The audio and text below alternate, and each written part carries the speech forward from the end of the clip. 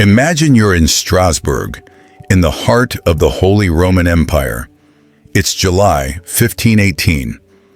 The summer air is a suffocating blanket, so thick and humid you can practically chew it. The sun hammers down on the timber-framed houses and narrow cobblestone alleys, turning the city into a kiln. And into this oppressive heat, a lone woman walks. She moves as if she's late for an invisible, urgent appointment. This is Frau Trophäa. She isn't dancing to a lute, a pipe, or a drum because there is no music. None. She is simply moving. Her arms are stiff, her face a mask of some unknowable emotion, her feet slamming against the hard stones with a relentless, jarring rhythm. Within hours, her leather shoes are soaked with blood from her ruined soles. She doesn't stop to eat or drink or sleep. She just dances. For 6 straight days, she endures this waking nightmare until her body finally gives out, utterly broken by exhaustion. She collapses. But the rhythm, the terrible, silent rhythm, doesn't end with her. It's as if it has escaped her body and is now loose in the city. One by one, her neighbors begin to twitch and jerk. Then, strangers in the street. Soon, dozens are in the grip of this inexplicable compulsion. Within a month, the lone dancer has become a writhing, desperate crowd. The city's official count is somewhere between 50 and 400 people, all swept up in the frenzy, jerking and leaping in the summer heat until their hearts simply quit. The terrified city council eventually gives it a name: the Satanic Plague. Because blaming the devil is always easier than admitting you have no idea what's happening. Let's go back to the beginning. It's July 14th. You crack open your wooden shutters to let in the morning air, and that's when you see her. It's your neighbor, Frau Trophäa, out in the street, spinning like a broken weather vane. Her face is a terrifying canvas, locked somewhere between pure agony and a chilling ecstasy. Her teeth are bared in a silent scream, and the sun is already starting to blister her exposed skin. At first, you might think it's a fit of madness that will pass. But it doesn't. By the end of the first week, she's no longer alone. More than 30 others have joined her strange, silent procession. They are your friends, your neighbors, the people you buy bread from. You see them moving with that same puppet-like stiffness, their eyes wide and unseeing. By August, the column of dancers snakes through the city streets, a human river of misery that pools in a great, heaving mass around the cathedral square. The normal sounds of the city die out, replaced by the slap of bare feet on stone and a collective, breathless panting. Children are pulled indoors, their faces pressed against the glass, watching in horror. Merchants bolt their doors. The entire city starts to smell of sweat, blood, and a deep, primal fear. Now, try to put yourself in their shoes. You've spent your entire life hearing sermons about the temptations of the flesh, about witches who commune with demons, and about the imminent end of the world. When you see people, mostly women, thrashing in the public square, their bodies contorting in unnatural ways, it can only mean one thing. Satan has arrived, and this is his welcoming party. This wasn't a fringe belief. It was the most logical conclusion. The supernatural was a part of everyday reality. So the church responds exactly as you'd expect. Priests armed with holy water move through the crowds, flinging droplets onto the dancers, but it has no effect. It sizzles on their hot skin and does nothing to stop the motion. Panicked mothers mash rosaries against their children's foreheads, praying for protection from the evil that is so clearly descended upon their city. The local printing presses, sensing an opportunity, churn out pamphlets. You see them posted everywhere, with crude woodcut illustrations of demonic figures playing invisible pipes. The headlines are stark. The fiend has sent a tune only the unclean can hear. A warning to all good Christians of Strasbourg. The bishop himself climbs the pulpit of the cathedral and thunders that the dancers are the brides of Lucifer, their souls already forfeit. The city council, desperate for any explanation, nods in grim agreement. Because a cosmic enemy, a great and powerful devil, is so much simpler to understand than a mystery born from the earth beneath their feet. While the priests look to heaven, the city's physicians look to the body. After examining the dancers, their diagnosis was not demonic possession, but a natural imbalance. They declared the affliction to be hot blood, a condition where the blood became overheated, causing agitation. Their proposed solution was, in retrospect, catastrophically wrong. The cure? More dancing. They believed that through continuous, vigorous movement, the dancers could literally sweat out the fever. So the city council, acting on this expert medical advice, decides to facilitate the cure. They hire musicians. Flute players and drummers are brought to the front of the macabre parade, their lively tunes intended to encourage the dancers. The city goes even further. They clear out guild halls, turning them into dedicated dance floors. They rope off the central market and build a massive, open-air stage. The result was a scene from a nightmare.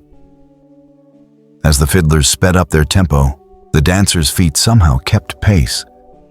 Their movements became even more frantic, their pupils blown wide. This wasn't healing. It was organized death. Under the relentless strain, people began to drop from heart attacks, strokes, and sheer exhaustion. The cure was killing them faster than the disease. Finally, realizing their horrifying mistake, the council bans all music and public dancing. But it's far too late. The mania now has its own silent, deadly rhythm. So let's pause the phantom music and ask the question that has echoed for 500 years. What actually caused this? Modern historians and scientists have two leading theories. Theory 1, poison, specifically ergot, a toxic fungus that grows on damp rye. In a year with a wet spring, it's plausible the town's bread supply was contaminated. Ergot contains compounds chemically similar to LSD, and ingesting it can cause ergotism, a condition leading to hallucinations and muscle spasms. It sounds promising, but there are problems. Ergot poisoning usually causes violent, convulsive seizures, not the coordinated, dance-like movements reported in Strasbourg. And it rarely affects a whole community in such a specific way. The theory doesn't quite fit the steps. Theory 2 is far more unsettling, because it's not about what was in their bread, but what was in their heads. This is the theory of mass psychogenic illness, or mass hysteria. Think of 16th century Strasbourg as a pressure cooker. The community was reeling from devastating crop failures, famine, and malnutrition. New and terrifying diseases, like syphilis, were spreading across the continent. The world felt unstable and dangerous. Stress, especially chronic, existential stress, needs an escape valve. When one woman, Frau Trophäa, had a public breakdown, her bizarre dance offered a strange, terrifying script for everyone else's unspoken fear. Her agony became a blueprint. If you can't scream your terror, perhaps you can dance it. The human brain is contagious.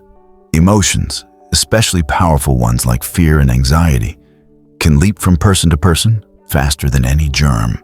By late August, as the summer heat finally began to break, So did the fever of the dance. The energy that had sustained the mania for weeks was burning out. The last few dozen dancers, skeletal and barely conscious, were gathered and carted off to a mountaintop shrine dedicated to Saint Vitus, the patron saint of dancers. There, they were given small crosses and red shoes sprinkled with holy water as part of a ritual to be absolved. Back in Strasbourg, the council ordered a citywide act of penitence to cleanse the community of its sins. Monks walked the streets barefoot, chanting solemn hymns. Women donned sackcloth and covered their hair in ashes as a sign of mourning and humility. The streets, once filled with a horrifying cacophony of movement, fell eerily silent. And who was the last dancer? A weaver's widow named Katerina. After weeks of non-stop motion, her soles had split open to the bone. She was carried to the hospital, where, in a moment of lucidity, she is said to have whispered a single heartbreaking word: quiet. And then she died. With her death, the dancing plague of 1518 was over. The city of Strasbourg finally exhaled. For centuries, preachers used the tale as a cautionary example, a terrifying story to remind the faithful of the devil's power. As bizarre as it sounds, the Strasbourg event wasn't an isolated incident. It was part of a pattern of similar dancing manias that erupted across Europe for centuries. In 1374, an even larger outbreak saw thousands along the Rhine River compulsively twirl themselves into exhaustion. In 17th century Italy, a similar phenomenon known as tarantism was blamed on the bite of a tarantula spider, which was said to cause a frenzy that could only be cured by dancing to specific music, a ritual that survives in the folk dance of the tarantella. The pattern is remarkably clear. These events almost always erupted in communities under extreme psychological and economic stress. They often centered on women, who had fewer outlets for expression in a rigidly patriarchal society. And they were consistently interpreted through a supernatural lens, with blame placed on demons or mystical curses.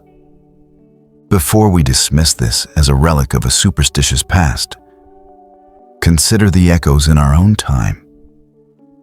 In 1962, in Tanganyika, a laughter epidemic broke out at a girls' mission school.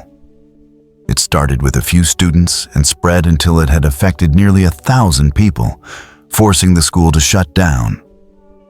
Or in Leroy, New York, in 2011, where a group of teenage girls suddenly developed Tourette-like tics and verbal outbursts. The cause was eventually traced to conversion disorder, extreme stress manifesting as physical symptoms, amplified by the echo chamber of social media. The lesson is undeniable. Our minds are porous, and our emotions are profoundly contagious. We love to think we've evolved, that we are rational beings guided by science and reason. And yet, every time a new internet challenge goes viral, pushing people to dangerous extremes, or a mysterious illness sweeps through a school, we begin the hunt for villains. We look for microbes, for toxins, for conspiracies, for anything with a face that we can blame. The dancers of 1518 are a haunting reminder that sometimes the face of the monster is our own. Their story isn't just a historical curiosity, it's a mirror. They danced because their world felt like it was ending, and frantic, mindless motion was the only language they had left when words, prayer, and reason had failed them. They were overcome by a fear so profound that it hijacked their bodies. If this story leaves you feeling unsettled, good. It should. History isn't just about comforting stories of progress. It's about looking into the shadows of the past and recognizing ourselves.